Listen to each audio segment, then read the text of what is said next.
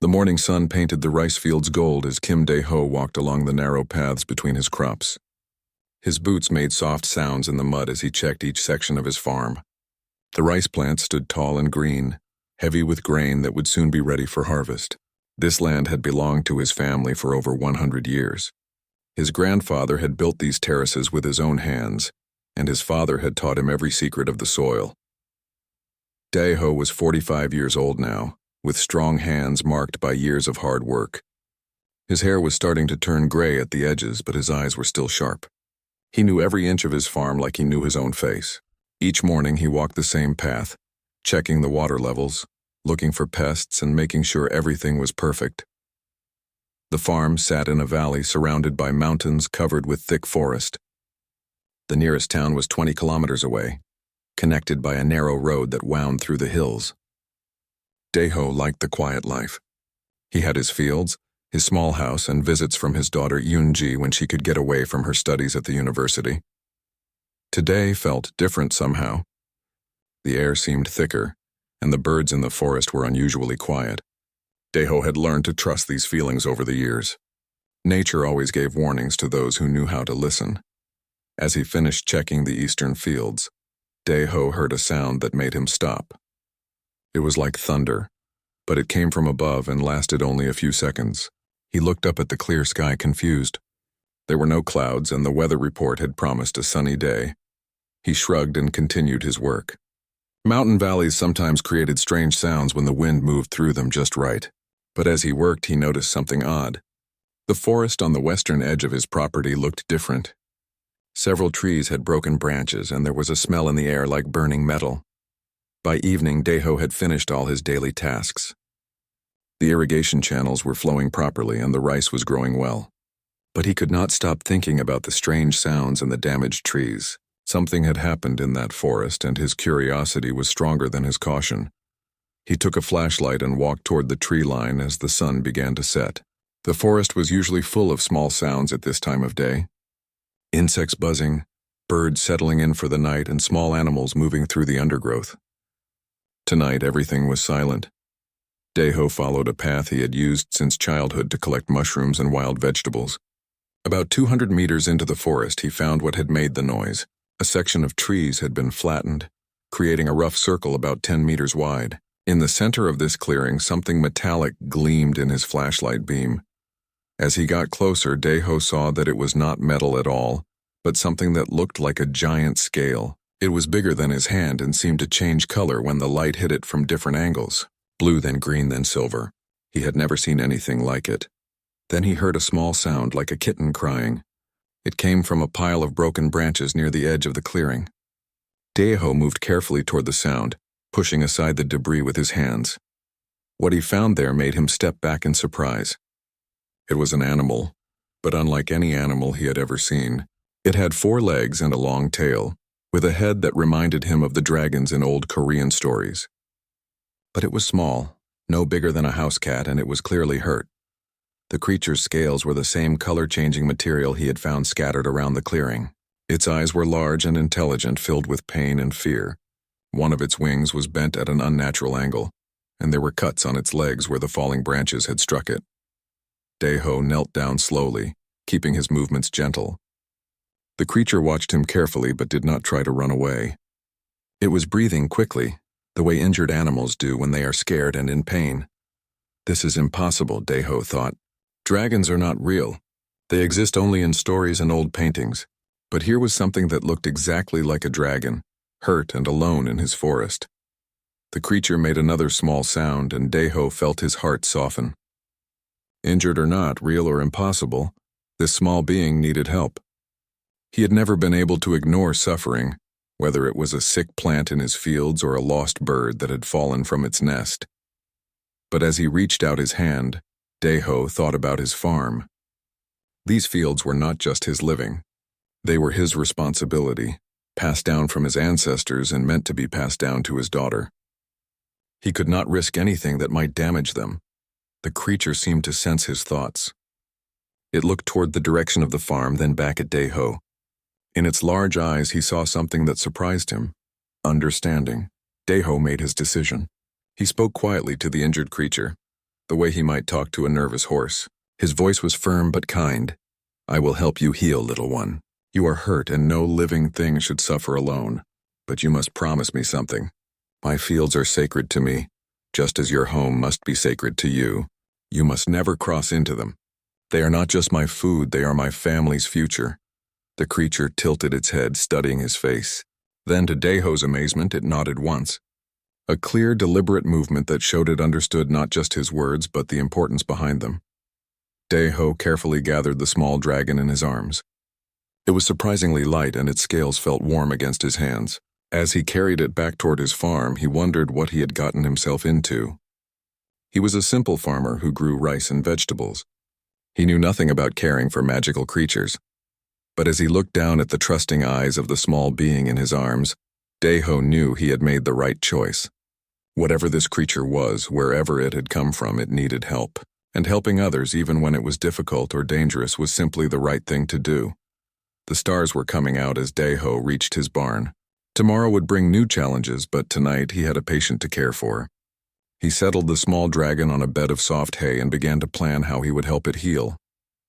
Neither of them knew that this moment would change not just their lives, but the future of 2 entire worlds. 3 days had passed since Daeho brought the small dragon to his barn. He had named the creature Biol, which meant star because of the way its scales sparkled in the light. Each morning before checking his fields, Daeho would visit Biol with fresh water and whatever food he thought might work. At first he tried rice and vegetables, but Biol barely touched them. Then he offered raw fish from the stream that ran near his property. The dragon ate a little, but not with much interest. It was on the 3rd day that Daeho discovered what Biol really wanted. The farmer had been working in his vegetable garden when he noticed something strange. The tomato plants near the barn looked healthier than the others. Their leaves were greener, and they had grown several centimeters overnight. When he looked closer, he saw that the soil around them was different somehow. It seemed richer, darker, and full of life. Curious, Daeho followed the pattern of healthy plants. They formed a line from the barn to the edge of his property, stopping exactly at the border of his rice fields. Biol had been moving around at night, but true to his promise, he had not crossed into the main farming areas. That evening, Daeho sat in the barn with Biol and watched carefully. The small dragon moved slowly because of his injured wing, but he was definitely stronger than before. As the sun set, Biol approached a pot of dying flowers that Daeho had forgotten to water. The dragon placed one small paw on the soil and closed his eyes. Daeho felt a strange tingling in the air, like the feeling before a thunderstorm. The flower pot began to glow with a soft golden light. Within minutes, the dying flowers stood up straight. Their colors became brighter and new buds appeared on the stems. Daeho stared in amazement. He had heard stories of magic from his grandmother, but he had always thought they were just entertainment for children. Now he was seeing something impossible happen right in front of him. Biol opened his eyes and looked at Daeho. The dragon's expression seemed almost embarrassed, as if he had been caught doing something he should not do. But there was also hope in those large, intelligent eyes. Hope that the farmer would understand. Daeho reached out slowly and touched the soil where Biol had placed his paw. It felt different, alive in a way that was hard to describe, full of energy and possibilities. "You heal plants," Daeho said quietly. "That is what you eat, is it not? Not the plants themselves, but their sickness. You make them healthy and take their problems into yourself." Biol nodded, and suddenly images began to appear in Daeho's mind. Not words, but pictures and feelings that told a story. He saw a world far from Earth where dragons like Biol flew over vast farms. These farms were unlike anything on Earth. The plants grew in impossible spirals reaching toward the sky. The soil glowed with the same golden light he had just witnessed. The images showed Biol's people working with the plants, healing them, helping them grow. But then the pictures changed. Daeho saw great machines digging up the glowing soil, tall buildings rising where the spiral farms had been, the sky changing from blue to gray to brown. He felt Biol's sadness as the dragon shared memories of his dying world. The young dragons had stopped farming and started building cities instead.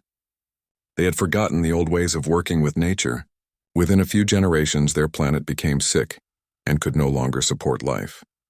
The last images showed great ships leaving the dying world, thousands of dragons flying through space looking for a new home. Biol had been sent ahead to scout new worlds. His job was to find places where his people could live and learn to farm again. When the images stopped, Daeho sat quietly for a long time. The story Biol had shared was both wonderful and terrible. A civilization that had achieved great things only to destroy itself by forgetting how to care for the world that supported them. "Your ship crashed," Daeho said.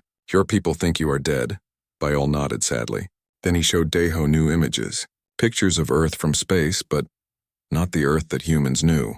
This Earth glowed in places where traditional farming was still practiced. Daeho's own farm showed up as a bright spot of golden light, surrounded by the green glow of healthy forest. Biol had been attracted to this light. His ship had been damaged by Earth's atmosphere, but he had managed to guide it toward Daeho's farm because he sensed something special there. The way Daeho cared for his land, the ancient techniques passed down through generations, the balance between human needs and natural harmony. These things were exactly what Biol's people needed to learn. The next morning, Daeho's daughter Yoonji arrived for her weekly visit. She was studying agricultural science at Seoul National University and always brought new ideas about farming techniques. But when she saw Biol, all her scientific training could not prepare her for what she witnessed. "Father," she said, staring at the small dragon. "What is that creature?" Daeho explained everything that had happened, including the images Biol had shared with him. Yoonji was skeptical at first, but when Biol demonstrated his plant healing abilities on her dying orchid, she became a believer. As a scientist, Yoonji was fascinated by what Biol could do. She began asking questions about his world, his people, and their farming techniques. Biol seemed happy to share his knowledge, and soon Yoonji was learning about growing methods that no human had ever imagined. The dragons of Biol's world had developed ways to help plants grow faster and stronger without damaging the soil. They could encourage beneficial insects while keeping harmful pests away. They had learned to work with nature instead of fighting against it.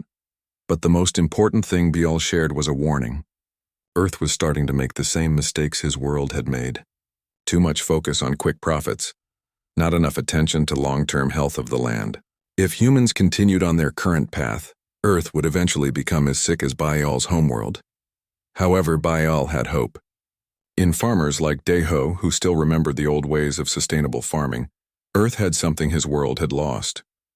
People who understood that taking care of the land meant the land would take care of them. As the days passed, an unusual friendship developed between the old farmer, his educated daughter, and the young alien dragon. They spent hours sharing knowledge about farming, with each learning from the others. Biol was careful to keep his promise to Daeho. He never set foot in the rice fields, though he often sat at the edge and watched the farmer work. Sometimes Daeho would see longing in the dragon's eyes, and he understood. Biol missed working with growing things, but he respected the boundaries they had agreed upon. What none of them knew was that their peaceful exchange of knowledge would soon be interrupted. Far above Earth, sensors had detected the unusual energy signatures coming from Daeho's farm, and in military facilities around the world, people were beginning to ask questions about what might be hiding in a remote Korean valley. 2 weeks after finding Biol, Daeho woke to the sound of helicopters flying over his farm. It was still dark outside, but the noise was loud enough to shake the windows of his small house. He quickly dressed and ran to the barn to check on Biol. The little dragon was awake and frightened. His scales had turned a dark gray color, and he was pressed against the far wall of the barn. When Daeho entered, Biol sent him urgent images, soldiers with weapons, machines that could detect his energy. Danger coming fast. Daeho felt his heart racing. He had known this day might come, but he had hoped for more time. More time to understand Biol. More time to figure out what the right thing to do would be. Now that time was gone. The helicopters landed in the field beyond his farm. Daeho watched from his kitchen window as dozens of soldiers poured out, along with people in white coats carrying strange equipment. Leading them was a tall woman in a military uniform with many medals on her chest. Colonel Park Min-seo was known throughout Korea as a tough leader who always completed her missions.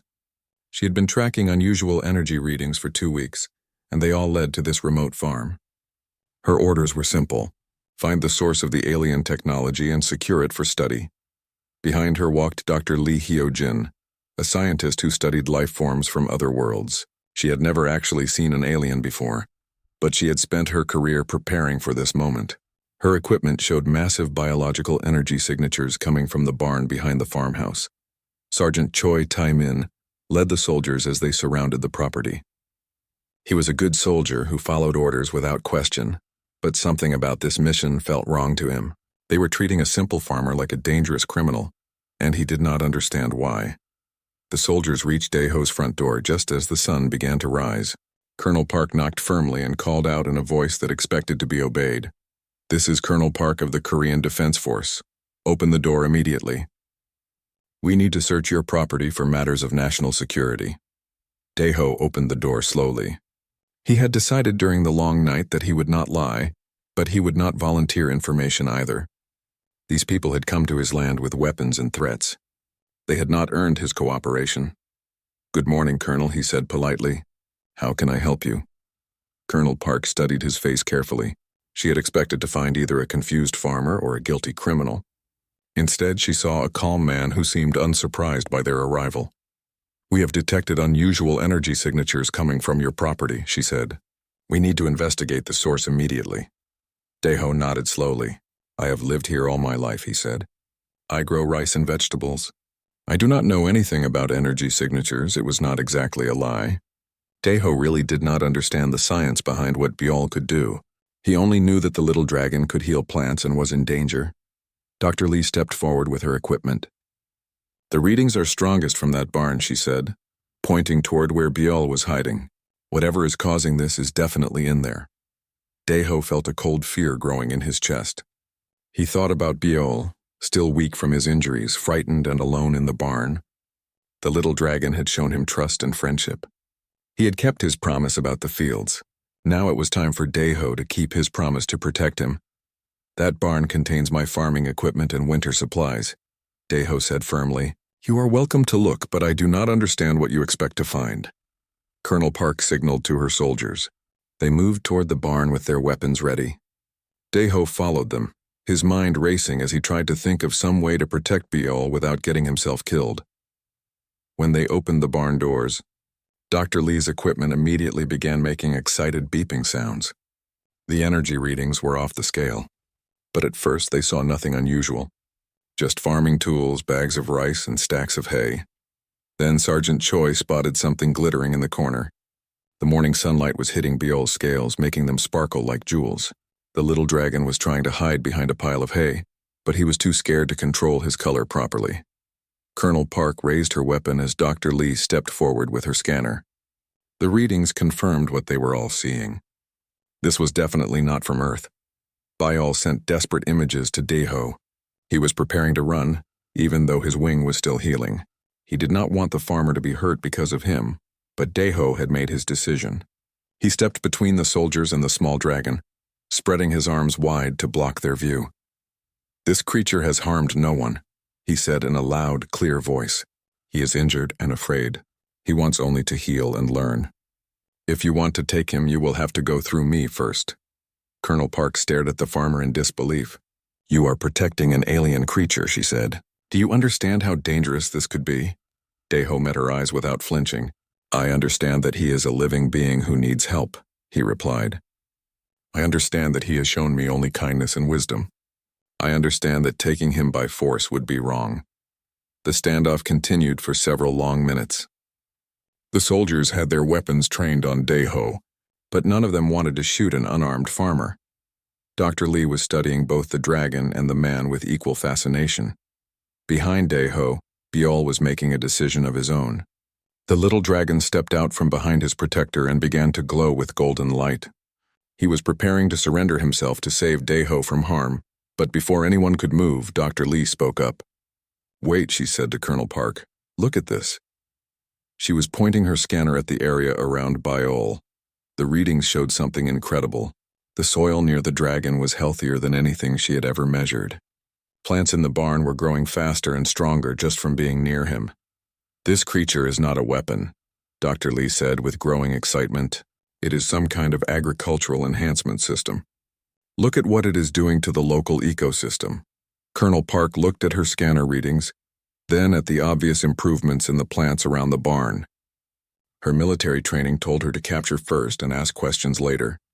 But her practical side was starting to wonder if there might be a better way to handle this situation. Sergeant Choi lowered his weapon slightly. He had been watching Dae-ho's face during the entire confrontation. The farmer was not acting like someone who was hiding a dangerous secret. He was acting like someone protecting a friend. The tension in the barn grew thicker as everyone waited to see what would happen next.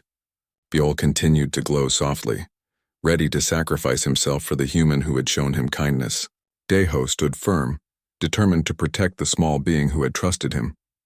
And in the distance, none of them noticed the new star that had appeared in the morning sky, growing brighter as it moved toward Earth.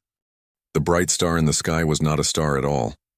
It was a ship moving toward Earth at incredible speed. Inside the ship, Elder Kiro had been searching the galaxy for 2 months, looking for any sign of his lost child.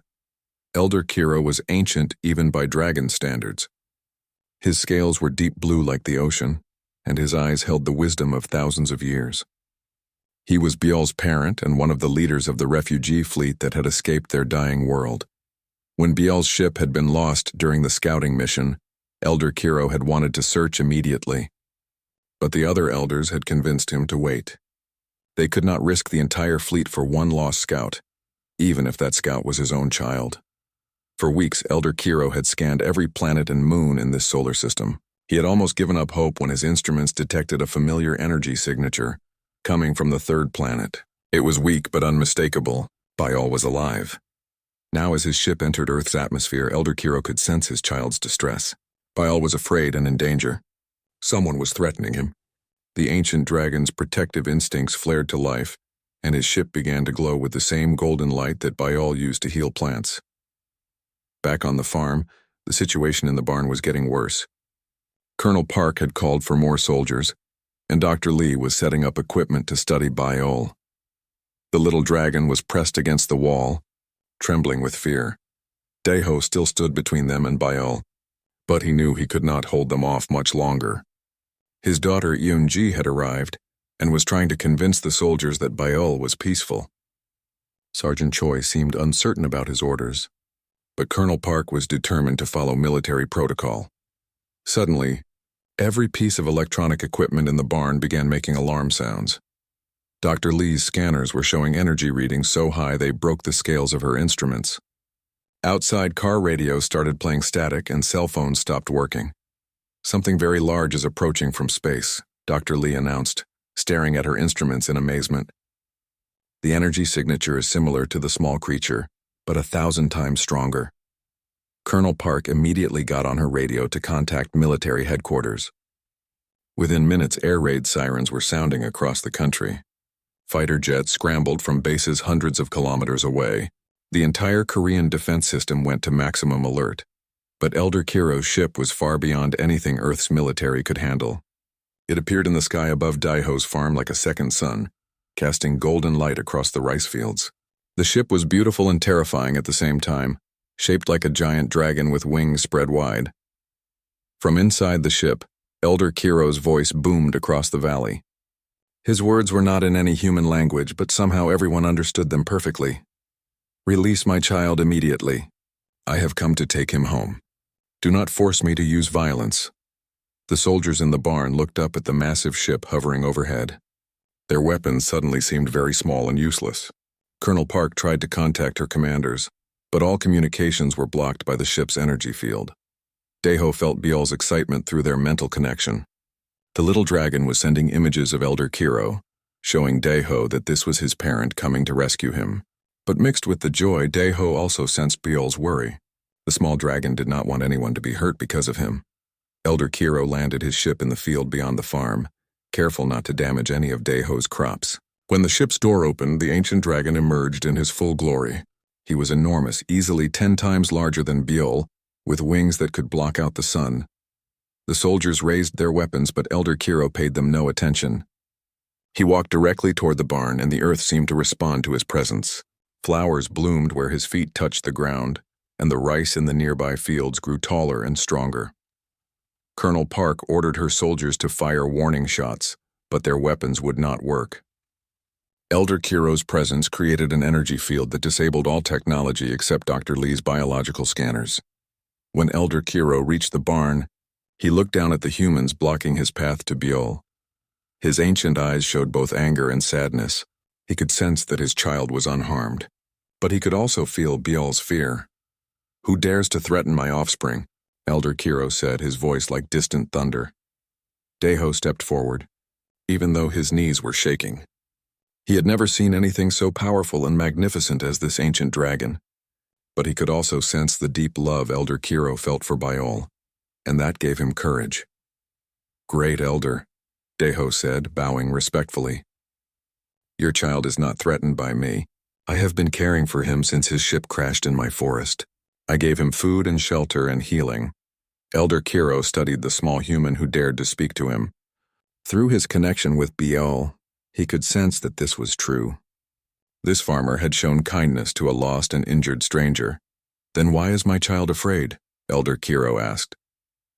Deho looked back at the soldiers with their weapons and the scientist with her equipment. "These people came to take him away for study," he explained. "They want to use him like a tool instead of treating him like a living being with thoughts and feelings."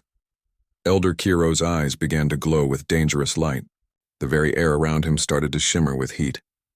The ancient dragon was becoming angry, and when beings of his power became angry, mountains could be moved and seas could boil. "You would cage my child like an animal," he said to Colonel Park. "You would study him and experiment on him." Colonel Park tried to maintain her military composure, but she was clearly terrified. "We are acting to protect our nation from unknown threats," she said. Dr. Lee stepped forward nervously. "Actually, the creature appears to be beneficial to plant life," she said. "Our scans show that he enhances rather than damages the local ecosystem."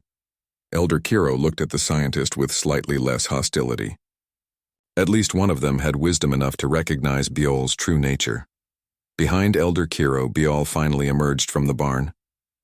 The little dragon ran to his parent on his still healing wing, sending joyful images of his time with Deho.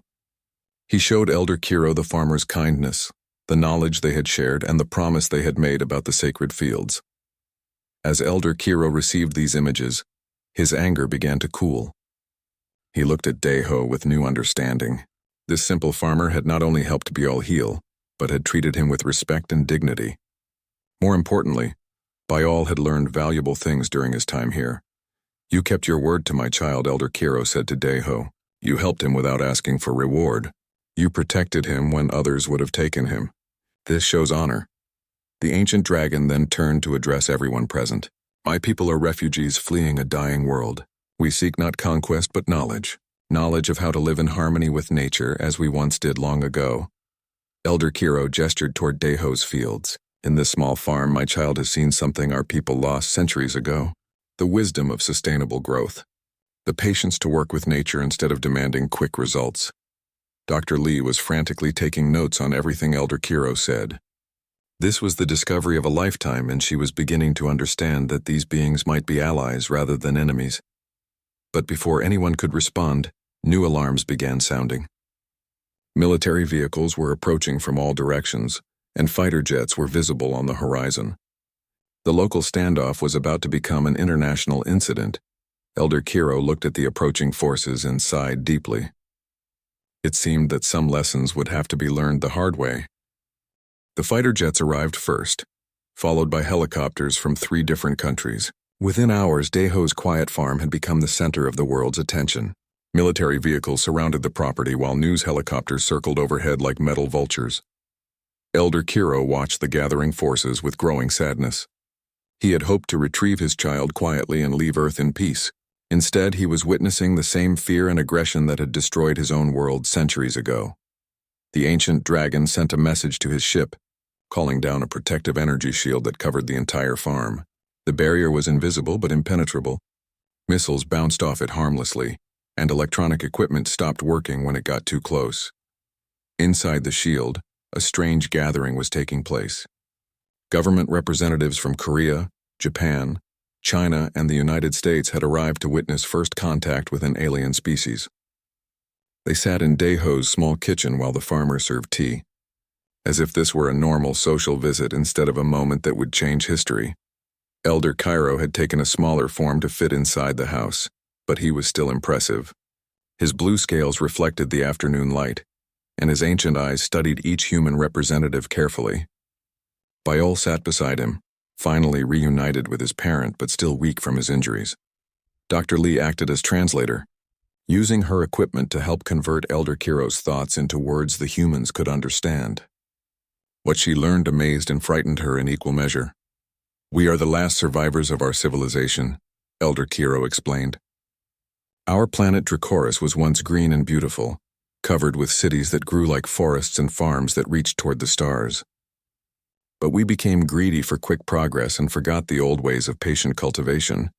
The images he shared showed the tragic history of his people. Magnificent dragon cities that had grown in harmony with nature for thousands of years. Then came the change. Younger dragons who wanted faster results began using machines instead of their natural abilities. They strip-mined their world for resources and built factories that poisoned the air and water. Within 3 generations, Dracoris was dying. The soil became toxic, the water turned acid, and the air became too thick to breathe properly. By the time the dragons realized their mistake, it was too late to save their world. 2 million of my people fled in great ships," Elder Kiro continued. "We have been traveling through space for 50 years, searching for a new world where we can rebuild our civilization. Most planets we have found are either empty rock or already occupied by species who do not welcome refugees." The human representatives listened with growing concern. The story of Dracoris sounded uncomfortably similar to Earth's current environmental problems. Climate change, pollution, and resource depletion were making their own world increasingly unstable. "But here on Earth," Elder Kiro said, "my child found something we thought was lost forever." In this small farm, he discovered humans who still remember how to work with nature instead of against it. Elder Kiro gestured toward Daiho's fields, visible through the kitchen window. "Your traditional farming methods create the same kind of harmony we once achieved on Dracoris. The way you manage water, the way you nurture soil, the way you think in generations instead of quarters. These are the skills we need to learn again." The government representatives began talking among themselves in urgent whispers. Some saw opportunity in what Elder Kiro was offering. Advanced alien technology combined with human wisdom could solve many of Earth's problems. Others worried about the security implications of allowing aliens to settle on their planet.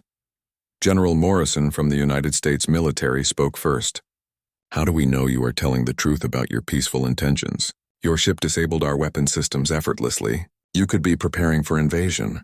Elder Kiro sighed deeply. "If we wanted to conquer your world, General, we would not need elaborate deceptions. My people possess technology that could reshape continents or redirect asteroids, but such power is exactly what destroyed our home. We seek not to repeat our mistakes but to learn from yours." Dr. Chen from the Chinese delegation had been studying the data from Dr. Lee's equipment. "The readings suggest these beings could revolutionize agriculture," she said. "If they can help plants grow faster and healthier without damaging soil, we could feed millions more people while actually improving the environment." Daiho had been listening quietly to the discussions, but finally he spoke up. "With respect to all of you," he said, "you are talking about Biol and his people like they are tools to be used. They are living beings with their own needs and dreams. Should they not have a say in their own future?" The room fell silent. In all the excitement about alien technology and political implications, most of the representatives had forgotten that they were discussing the fate of actual individuals. Elder Kiro looked at the simple farmer with deep respect. "You speak wisdom that many leaders of worlds have forgotten," he said. "My people do not wish to be studied or exploited. We offer partnership, not servitude." President Kim from South Korea leaned forward. "What exactly are you proposing, Elder Kiro?" The ancient dragon shared new images with everyone in the room. They showed his vision of the future. Small groups of dragons working alongside human farmers, sharing knowledge and techniques. Dragon biotechnology helping to heal damaged ecosystems while human wisdom prevented the mistakes that had destroyed Dracoris. "We would establish agricultural research centers," Elder Kiro explained. "Places where both species could learn from each other. We would help you develop sustainable technologies, and you would teach us the patience and respect for tradition that we lost." But there were conditions. The dragons would not share military technology or anything that could be used as weapons. They would work only with farmers and scientists who respected the natural world. And they would maintain the right to leave if humans proved as destructive as the younger generations of dragons had been. As the discussions continued into the evening, it became clear that not everyone was happy with Elder Kiro's proposals. Several military representatives wanted to capture dragon technology by force. Some politicians worried about public reaction to alien refugees living on Earth. But Dr. Lee had been studying the environmental data from around Daeho's farm. The improvements in soil quality, plant health, and even air purity in the area where Bial had been staying were remarkable. If such changes could be replicated worldwide, they might actually reverse some of the damage humans had done to their planet. As the first day of negotiations ended, Elder Kiro made one thing very clear. The decision would not be made by governments or military leaders alone. He wanted to speak directly to the people of Earth, to farmers and gardeners and anyone who worked with growing things. Tomorrow, he announced, I will tell my story to your entire world. Then your people can decide if they want our help, or if they prefer to face their environmental challenges alone. The representatives left Daeho's farm that evening with more questions than answers. But they all knew that the next day would determine the future of both species. The next morning, Elder Kiro kept his promise. Using technology that humans barely understood, he broadcast his message to every television, radio, and internet connection on Earth. For 1 hour, normal programming stopped as the ancient dragon told his story to the entire world. He shared the images of beautiful Dracoris, as it had been, and the devastation that greed and impatience had caused. He showed the long journey through space searching for a new home. Most importantly, he explained what his people had learned from young Bial's time with Farmer Daeho. The response was immediate and divided. Environmental groups around the world declared their support for the dragons. Farmers in dozens of countries reported that they wanted to learn the sustainable techniques Elder Kiro described. Universities announced new research programs to study dragon biotechnology, but not everyone was pleased. Several governments announced that they would not allow alien settlement without strict controls. Military leaders in multiple countries began planning ways to capture dragon technology for weapons development. The most vocal opposition came from General Harris, commander of a secret international military group. He appeared on news programs declaring that the dragons were lying about their peaceful intentions. According to him, any species with such advanced technology must be planning conquest. General Harris had been developing something called Project Iron Cage for years. It was designed to capture and study alien technology if first contact ever occurred. Now he had his chance, and he was not going to let it slip away. 3 days after Elder Kiro's broadcast, General Harris made his move. Military forces from 5 different countries surrounded Daeho's farm. They brought new weapons designed specifically to penetrate energy shields, along with scientists who had studied every second of Elder Kiro's broadcast. The attack came at dawn, just as it had before. But this time the humans were prepared for dragon technology. Their new weapons created holes in Elder Kiro's protective barrier, and specialized nets designed to contain energy beings dropped from low-flying aircraft. Daeho woke to the sound of explosions and weapons fire. He ran to his barn where Bial and Elder Kiro had been resting. The little dragon was terrified, his scales flashing between different colors as his emotions overwhelmed him. Elder Kiro was fighting back, but he was holding himself back from using his full power. He could have destroyed the attacking forces easily, but doing so would prove General Harris right about dragon intentions. The ancient dragon sent urgent messages to his refugee fleet, still traveling through space toward other star systems. He told them to change course and come to Earth immediately. His child was in danger, and the situation was beyond what one dragon could handle alone. As the military forces closed in, something unexpected happened. Farmers from the surrounding valleys began arriving at Daeho's property. They came with their families, their farming tools, and their determination to protect the beings who might save their world. Lee Sang-ho drove his truck through a military checkpoint, ignoring orders to stop. Park Min-jung arrived with 3 generations of her family and enough food to feed an army. Kim Tae-woo brought 20 other farmers from his agricultural cooperative. Within hours, hundreds of local people had gathered around Daeho's farm. They formed human chains between the military forces and the dragons, refusing to move despite threats and tear gas. The standoff became a global media event. News crews from around the world broadcast live coverage of farmers standing up to multiple military forces. Social media exploded with support for the peaceful protesters. Dr. Lee had joined the farmers, bringing other scientists who wanted to protect the dragons from military exploitation. She set up communication equipment that allowed Elder Kiro to speak directly to the crowds. "My friends," Elder Kiro said, his voice carrying across the valley, "you risk yourselves for beings you barely know. This shows the best of what your species can become." Daeho stood at the front of the crowd, still holding the farming tools he had grabbed when the attack started. Beside him, his daughter Yunji held Biol protectively in her arms. The little dragon was too weak to fly away, but he was using his abilities to help the farmers. Plants throughout the valley were growing stronger, providing food and medicine for the protesters. The military forces found themselves in an impossible situation. They could not attack the dragons without going through hundreds of innocent civilians. General Harris ordered his troops to use non-lethal force to clear the protesters, but many soldiers refused to attack unarmed farmers. Sergeant Choi, who had been at the original confrontation, publicly disobeyed orders and joined the protesters. "I became a soldier to protect people," he announced. "These beings offer help to heal our world. I will not attack them for doing good." As the day wore on, more people arrived. Environmental activists, university students, and concerned citizens from across Korea and neighboring countries. The crowd grew to thousands, all standing peacefully between the military and the dragons. Elder Kiro was deeply moved by the human response. Through his connection with Biol, he shared his amazement with Daeho. On Dracoris, the older dragons had tried to stop the destruction of their world, but the younger generation had ignored them. Here on Earth, humans of all ages were working together to choose a better path. But the crisis was far from over. General Harris was receiving orders from multiple governments to capture the dragons by any means necessary. Some world leaders were terrified that dragon technology would upset the balance of power between nations. As night fell, General Harris prepared to use his most dangerous weapon. Project Iron Cage included experimental electromagnetic pulse devices that could theoretically disable dragon energy abilities. The weapons were untested and might harm everyone in the area, but he was desperate to complete his mission.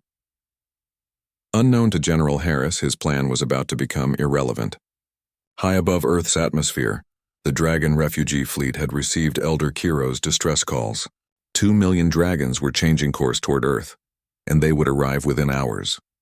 The peaceful first contact that Elder Kiro had hoped for was about to become something much larger and more dangerous. The fate of both species now depended on what happened in the next few hours in a small Korean valley, where one farmer had chosen to help a lost and injured stranger. The dragon fleet arrived just as General Harris activated his electromagnetic weapons. 2 million refugees appeared in the night sky above Earth, their ships forming a protective formation around the planet. The sight was both beautiful and terrifying.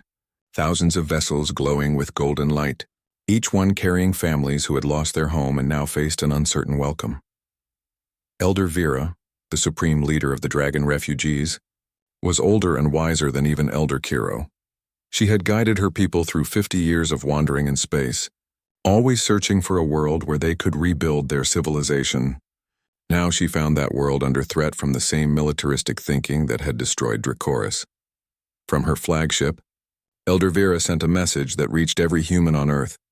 Her words were firm but not angry, like a teacher correcting students who should know better. "People of Earth," she said, "we came here hoping to find partners in healing damaged worlds. Instead, we find some of you preparing for war against refugees who seek only shelter and knowledge." Elder Vera's ship descended toward Daeho's farm, where thousands of humans still stood protectively around Elder Kiro and Biol. The sight of ordinary people risking themselves to protect strangers filled her ancient heart with hope.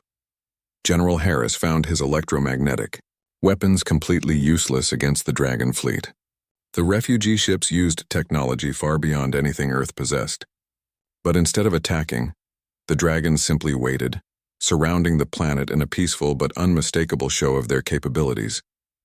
The presence of 2 million dragons changed everything. World leaders who had been planning military action suddenly realized that cooperation was their only option.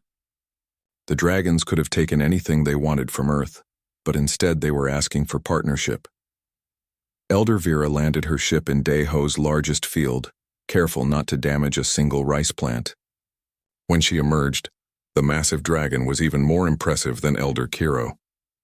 Her scales were silver like starlight, and her presence seemed to make the very air more peaceful. She walked slowly through the crowd of human protesters, touching the hands of farmers and students who had stood guard through the dangerous night. Where she touched them, exhaustion faded and hope grew stronger. When Elder Vera reached Daeho, she bowed respectfully to the simple farmer who had started it all. "Elder Kiro has told me of your kindness to our lost child," she said. "You helped Baal when he was hurt and afraid. You protected him when others would have taken him. You showed him the wisdom of patient cultivation that our people had forgotten." Daeho bowed back, overwhelmed by meeting the leader of an entire civilization. "I only did what any decent person would do," he said. "Baal needed help and I had the ability to give it." Elder Vera smiled, an expression that transformed her ancient features. "That simple choice," she said, "has saved both our species from repeating the mistakes that destroyed my world." Over the following days, representatives from every nation on Earth gathered at Daeho's farm for the most important negotiations in human history. The small farmhouse became the center of discussions that would determine the future of two civilizations.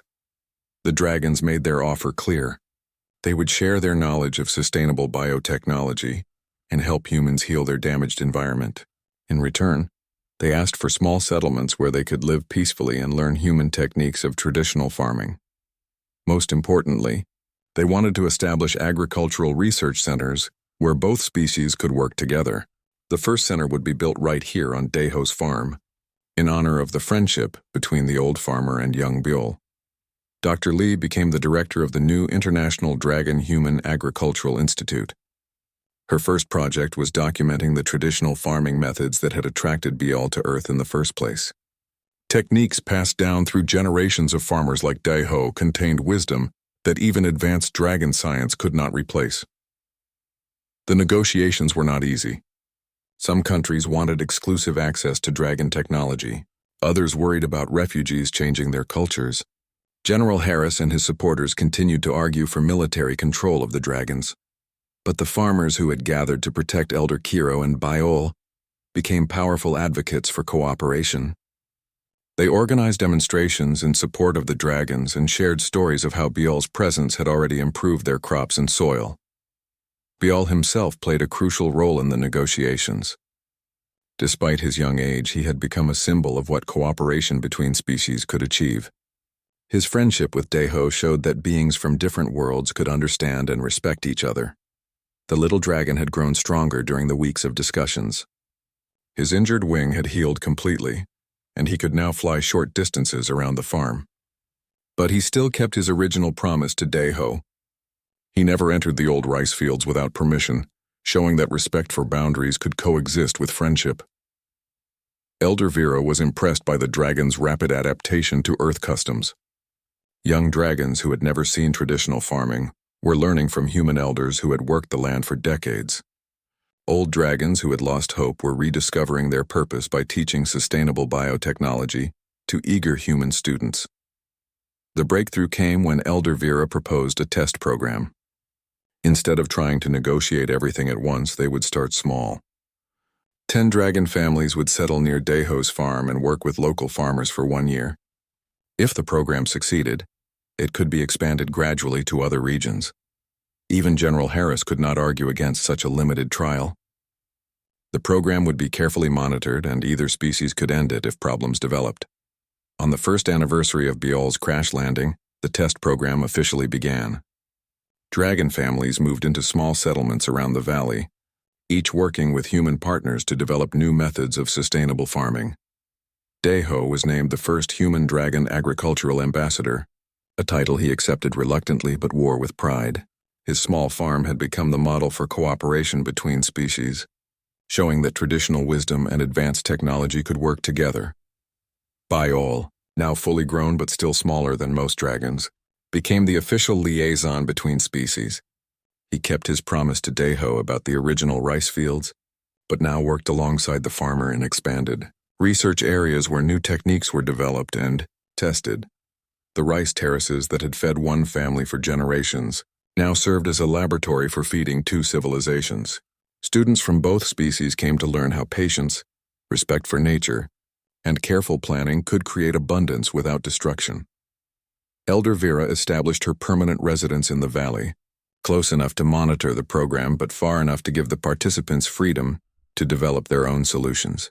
She often said that in saving the dragons, humans had also saved themselves from the environmental destruction that had consumed Dracoris. As the seasons changed and the research programs expanded, something beautiful began to happen. Children from both species played together in the fields, learning to farm and care for growing things. They would carry the knowledge of cooperation into the future, ensuring that the mistakes of the past would never be repeated. The final scene of this remarkable story took place on a quiet evening when Daiho and Biol worked together in the sunset light. The old farmer used tools passed down from his grandfather, while the young dragon used abilities developed over millions of years of evolution. Together, they tended plants that represented the hope of two worlds. The rice grew strong and healthy, the soil remained rich and dark, and the future stretched ahead like a field ready for planting. Elder Cairo, watching from the edge of the field, reflected on the journey that had brought them here. A crashed ship, an injured child, and one farmer's simple act of kindness had grown into something that would reshape the galaxy. The dragons had found not just a new home, but teachers who could help them remember what they had lost. Humans had found not just new technology, but wisdom about living in harmony with their world. And in a small valley in Korea, where ancient farming techniques met advanced alien science, both species learned that the best way to grow anything worth having was together, with patience, respect, and care for the future they were planting.